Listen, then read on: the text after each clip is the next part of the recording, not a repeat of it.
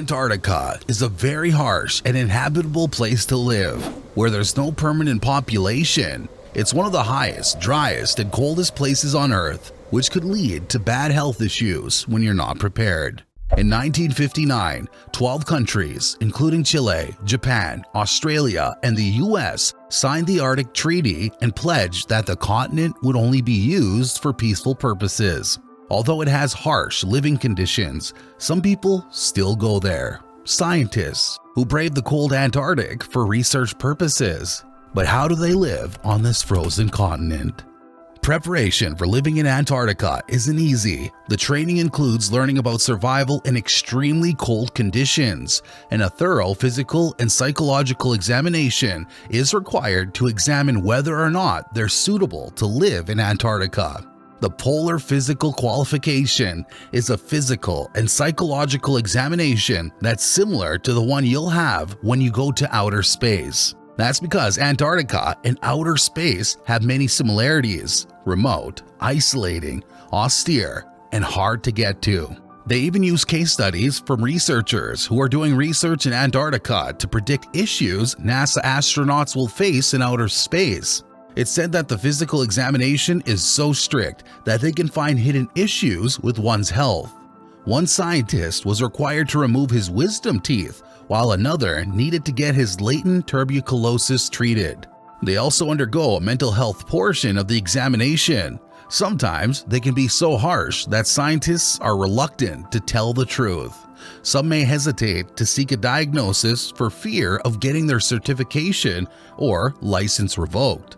The qualification is there for a reason, because the coldest and driest place on Earth is very hard on the human body. The dry air makes it difficult for you to climb a flight of stairs or even to smile. They say your gums and teeth will ache. It's said that even Buzz Aldrin, someone who's been to the moon, required an emergency evacuation when he visited Antarctica. Aside from getting their bodies ready, they must also prepare appropriate equipment and clothing, such as winter clothing and high heat insulation.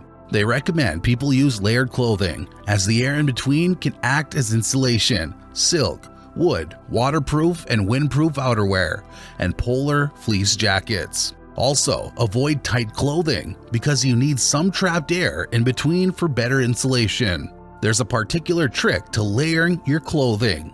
Start with a light, wicking layer for both your top and bottom clothing. Then follow up with some thermal layer or thermal underwear. Add on a fleece or wool layer afterward, and add a waterproof jacket or parka to keep your core warm and prevent heat from escaping your body. A waterproof and windproof layer is needed from top to bottom, as getting cold and wet while you're exploring is almost a death sentence in Antarctica. For hands, waterproof mittens or gloves are necessary. There's also the need for headgear to protect your ears, face, and neck from the cold polar wind. Lastly, good quality sunglasses that are tinted and polarized are a must. People who are in Antarctica often have to survive with limited sources of food, such as tinned, frozen, or dried foods. This is because food transport is complicated and can take several weeks to months at a time. They also have to eat enough calories to sustain them during the cold winter. A particular disease that's often found in people in Antarctica is scurvy, a deficiency of vitamin C that's usually present in fruits and vegetables. One dish that's often eaten in Antarctica is called pemmican to battle scurvy, which is usually a mixture of pounded dried beef with beef fat. It could remain edible for years, and although meat contains little vitamin C, it's enough to keep scurvy at bay. Thankfully, the diet of Antarctica is a little different today. Some stations even grow vegetables on a hydroponic system, because no soil is to be transported to Antarctica for fear of invasion from non-native insects, fungi, or bacteria that can disrupt the whole ecosystem. They can also access vegetables, meats, and fish and reheat them afterward to make delicious meals. Aside from the hydroponic farm, they also access fresh food by way of dehydration and freezing. The most important aspect is to be thankful and eat what's available. picky eaters will have a hard time because the chef often will use the same ingredients and leftovers to not waste a single bean. Research stations must be specifically built to withstand cold temperatures. It will have the necessary heating and power system. Currently, there are over 70 research stations from 40 countries operating in Antarctica. There's a typical way to build a research station in Antarctica for the bases to be able to handle the harshness of the terrain. For example, having steel skis and hydraulically driven legs to allow it to climb out of snow every year. When the structure moves closer to the edge of the shelf over time, it can be towed by bulldozers to a new position inland. Generally, the facilities also form a modular component arranged in a straight line that's perpendicular to the wind to avoid excessive snow buildup. Each module is also insulated using GRP panels or glass insulated panels known as fiberglass that can provide thermal insulation, moisture resistance, and durability for the research stations. These modules or stations are often prefabricated from off-site and then transported to Antarctica because building in this area is very unfavorable.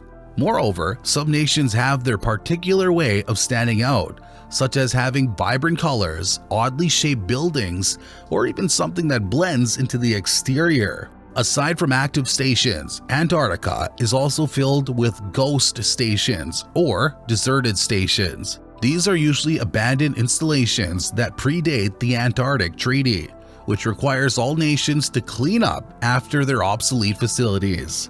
Some research stations were even lost due to eruptions on the volcanically active Deception Island in the late 1960s that destroyed several bases. Moving around or in the frozen desert is not an easy job, and you may travel by sea, air, or land, or ice. Special transportation is needed to ensure you can safely travel from one spot to another, such as zippy snowmobiles, Zodiac boats, hulking jets, cruise ships, or long tractor trains. For sea vehicles, they would have to be reinforced by steel and other features that could withstand ice flows and thinner layers of continuous ice. For example, cargo ships may sometimes be accompanied by icebreakers that lead the way to reach Antarctica. Another option is by air, which is by helicopter rides or jets to the blue ice runways, the only runways in Antarctica. Lastly, you can set off by land with snowmobiles or even fat bikes. You may even use snowshoes or hike with spikes to get moving from one point to another. There are also plow-rigged four-wheelers and tractors to haul long sleds. To survive transporting in Antarctica, thorough planning must be done and take into account fuel availability, weather conditions, and the ice surface. Failure to prepare may lead to a risk of getting stranded, which has little to no survival chances when you're in Antarctica. What do scientists do in Antarctica? They work on research stations, studying many different things due to Antarctica's pristine state and its ice sheet environment and climate. Many studies involving a broad array of scientific disciplines can be conducted. Some of the areas of study in Antarctica are glaciology, astronomy, meteorology, marine biology, engineering, and even medicine.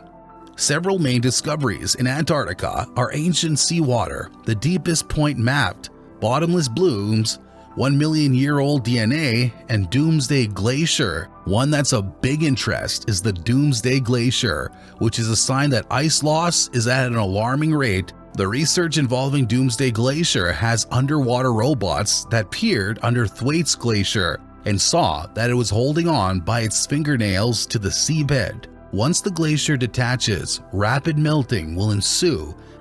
Due to limited resources, there are virtually no medical facilities, so if you're a scientist in Antarctica, you must maintain your health on your own and eat calorie-heavy foods. They also have minimal tools, such as portable chest x-rays, EKG monitors, and other necessities. In emergencies, there are medical facilities that provide medical surgery, such as the Rothera Medical Facility established by the UK. There are usually about 6 medical staff on board the research base, but everyone must learn how to handle emergencies. Dehydration is an everyday struggle as the air is so dry. You'll have issues regulating your body temperature. Hypothermia and frostbite are also common issues, so having a warm shelter and layers of clothing are a must. But two common health risks you may never heard of are snow blindness and trench foot. Snow blindness is when your eyes are blinded due to reflected lights from snow and ice. That's why it's common for people to wear goggles. Trench foot is a worse version of athlete's foot, which is an infection on your foot due to prolonged wetness. That's why people recommend you get your Polar Tech materials or wool to have more insulation. The light cycle in Antarctica can be very disorienting, leaving short days and long nights or even 24 hours of daytime. Summer, which is October to February in Antarctica, is the time when most scientists come to visit Antarctica as it's less harsh. People call it the midnight sun. At first, the days get rapidly longer. Finally, the nighttime never comes. This is also when freight ships that carry supplies can travel to Antarctica. The midnight sun condition affects sleep and circadian rhythms. Your hormones will go haywire without any changes in light from day to night. Research has found that although the cold environment was the first focus on adaptation, the lack or excess of natural sunlight can affect people as much, if not more, than the cold. Sleep disturbances are the main health complaints from personnel that are deployed in Antarctica. Because there's no real sign of time passing, it's imperative for people to keep track of their schedule and hours. Sleep when you think it's proper, and use a blackout curtain to emulate dark nights. On the other hand, scientists are also known to stay within the research base in Antarctica during winter to study certain things, such as climatologists and astronomers. Unlike the ones who stay during summer, they're faced with a different issue: no sun at all. They survive by mainly staying within the vicinity of the station, keeping track of the hours, and using light therapy. These winter scientists are more prone to depression due to the lack of sunlight, so light boxes are often used as a fake sun. As mentioned, mental health in Antarctica can be fragile due to cold environments, isolation, and long nights.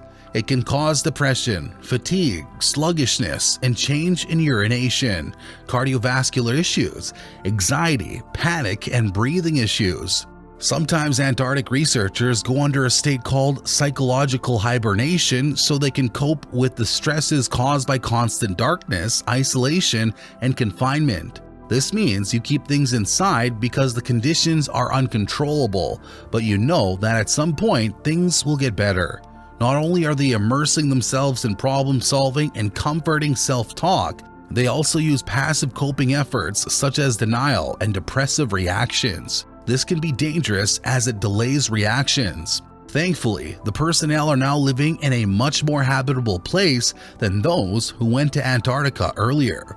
They also have access to therapy and consultation on-site or off-site when needed. When staying in Antarctica, it may not be a good idea to stay outside too long. That's because the land is home to some unbelievable and dangerous species. If you think penguins are all you'll find, you're wrong. For instance, you can find the leopard seal, a seal with an elongated body and a massive jaw. They can grow to be as big as 9 to 10 feet in length and 900 pounds in weight.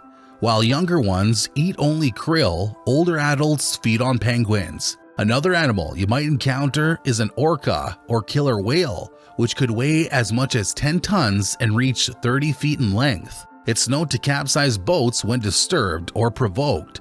For example, the Japanese vessel Kainan Maru. There's also the colossal squid that can grow to reach 30 feet in length and 1,000 pounds in weight.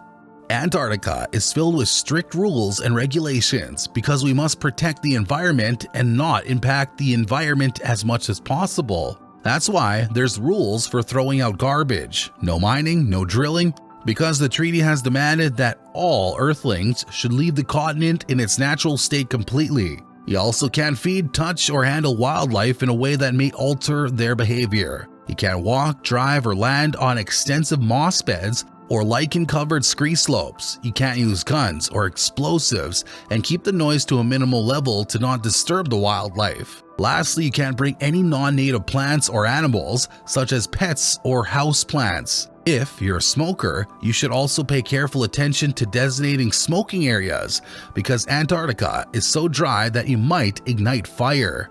It seems that the rules are there for a reason because Antarctica is now deteriorating and going green at an alarming rate. If there's anywhere else on Earth, it might be seen as a good sign, but not in a place where the terrain should be completely covered in ice. In some parts of the continent, temperatures soar 70 degrees higher than normal. Scientists have found plant life, consisting mainly of mosses, increasing at tenfold over the past 4 decades. There was previously only 0.4 square miles of vegetation in 1986, but now it's covering 5 square miles of land. They have now concluded that climate change has reached even the most remote place on Earth. If this isn't handled properly as soon as possible, it's going to be hard to reverse the effects in the future. Antarctica stands as one of the last frontiers of supposedly untamed beauty and scientific wonders.